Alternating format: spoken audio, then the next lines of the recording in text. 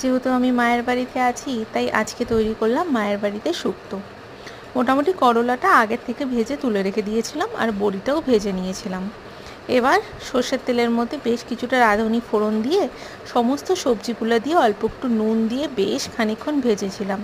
সবজির মধ্যে আলু, বেগুন, পটল, গাজর, মিষ্টি কুমড়ো ছিল, সজনা আর ছিল ফুলকপি। সমস্ত কিছু দিয়ে বেশ অনেকক্ষণ ধরে ভালো মতন লাল লাল হয়ে যাওয়া পর্যন্ত ভেজে নিতে হবে। যেহেতু শুক্তোতে হলুদ বা লঙ্কা কিছুই পড়ে না, আর মশলা তো পড়েই না, তাই এই শুক্তোটা কিন্তু একদম সাধারণভাবে হয় আর খেতে দুর্দান্ত লাগে। বেশ খানিকক্ষণ যখন সমস্ত সবজি ভাজা হয়ে গেল, তখন অনেকখানি জল দিয়ে সেই সবজিগুলোকে সেদ্ধ করার জন্য রেখে দিলাম। জলটা যখন বেশ গামাখা গামাখা হয়ে যাবে, তার মধ্যে করলাটা আর সেই যে বড়িগুলো ছিল ভাজা, সেগুলো দিয়ে বেশ খানিকটা 1 বাটি ভরে দুধ এখানে দিয়ে দিলাম। দুধের সাথে অল্প একটু জল দিয়েছিলাম।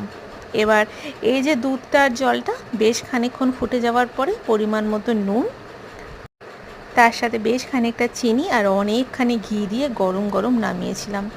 অসম্ভব সুন্দর হয়েছিল এই শুক্তোটা খেতে।